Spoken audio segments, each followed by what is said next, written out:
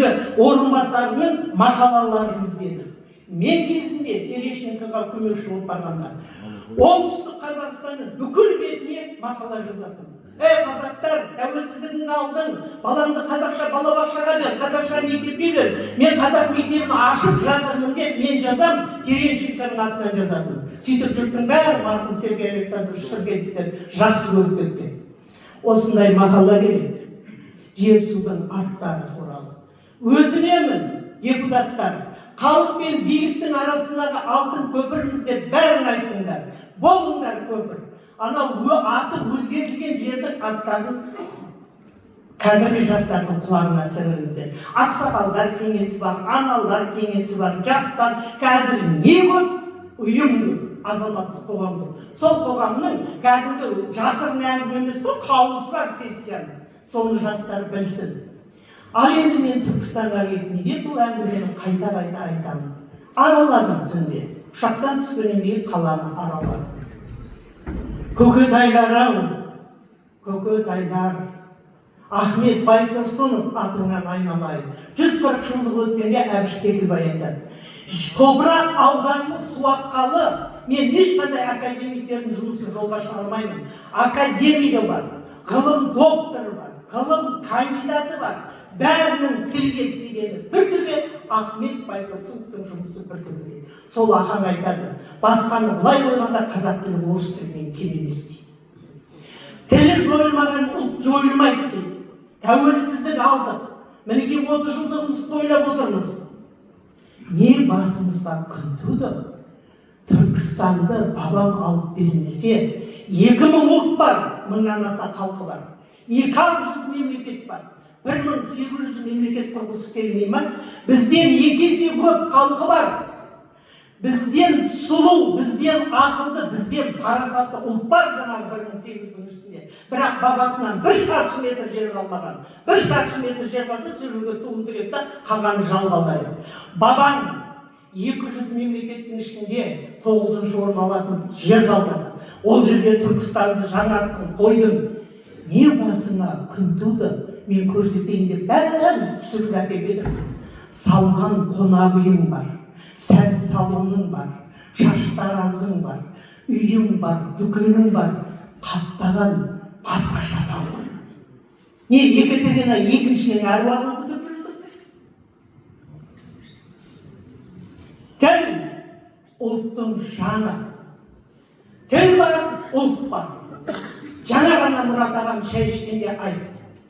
Алла 2000 ұлт болса, осы 2000 ұлтқа бірімізге ұқсамаймыз. Ең бірінші ұқсатпайтын белгі тілі. Әр ұлтқа өзінің тілін Алла береді.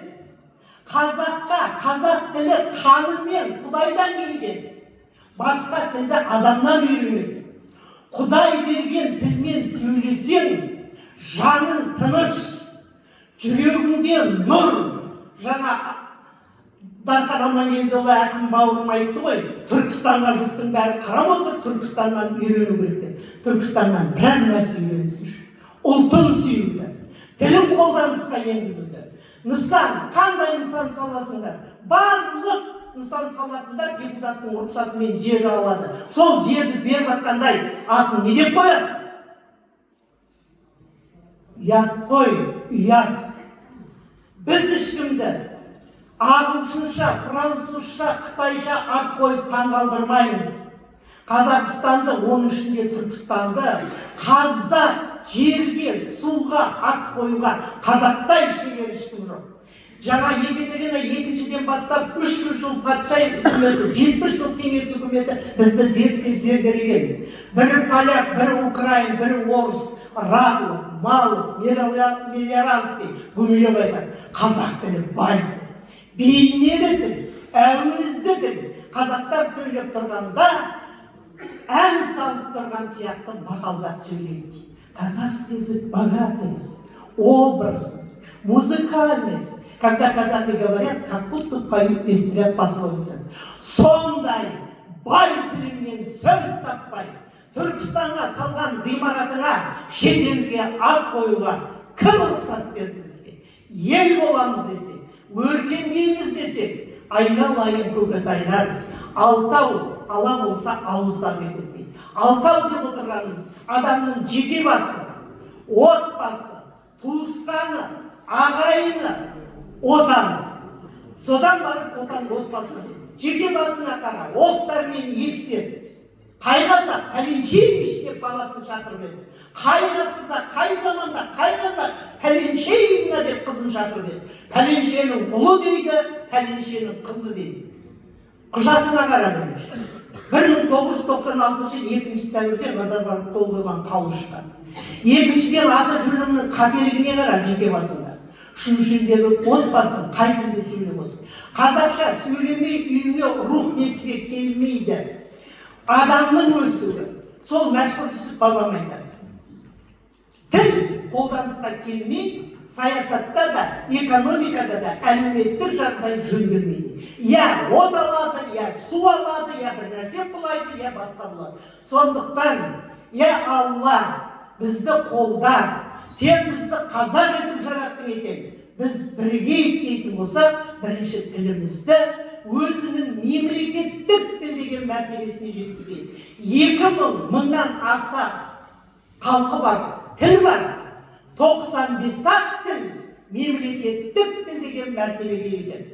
Еліміздің президенті Қасым-Жомарт Тоқаев халыққа жолдауында былай дейді. Мемлекеттік тіл мемлекеттік нышанның бірі. Біз бұны мемлекеттік тіл деп күрделі 90-шы жылы жазған бізге. 90-шы жылы Қазақстанда қазақ 40%, орыс 40% болды. Мына 40% қазақтың 40% қазақша білмейтін болды. Құдайға мың қайтара шүкір. Бүгін Қазақстанда қазақ 70%-дан асты, Астанада 80%-дан асты. Құқықтық негізі бар, демократиялық негізі бар. Совет одағы 15 республиканы орыс тіліне біріктірсе, Қазақстан бүкіл қазақстандықты, Қазақстанда бір ұлт тұрады, қазақ ұлты. Өйткені әлемдік тәжірибеде бір мемлекетте бір ұлт 60%-дан асса, ол бір ұлтты мемлекет болады. 129 этнос өкілі тұрады. Қазақстанда тұратын айналып кетейін өзбек ағайындардың бәрі менің Халмұрат Розатыл бауырым сияқты. Қазақшаны қазақтан артық біледі. Сондықтан барлығымыздың таң атқаннан кеш батқанға шейін ел боламыз десек, Түркістанды бүкіл Қазақстанның 20 өңіріне үлгі жасаймыз десек, бүгінгі конференцияға мен Ақтауға бара жатқан билетімді бір күнде қалдырып осыны айтуға келдім. Тәуелсіздік алғалы бері барлық депутаттар өз ауданында, өз ауылында, көше, мектеп, бәрі істелген жұмысты мен сөйлесем 2 сағат сөйлеймін, 13 күн тартып алмайды. Түркістанның түлегенін, керемет жұмысын мен айтсам, тоқтамай бір күн айтам. Ризамын Аллаға. Бірақ жігіттер, бірақ базынан бар. Құдай қазақты жаратты, керемет жер берді, керемет келісті тіл берді. Тілімізді үйге де, жүрегімізге де, ұжымымызға да кірейді. Барғаннан кейін ұжымдарын қараңдаршы. Мен жатқан қонақ үйлердің бәрінің қағазы орысша. Құдайым-ау, сондық қазақ тілі бар ғой. Өз тілімізге оралайық. Бар болайық, нар болайық, тыңдармандар.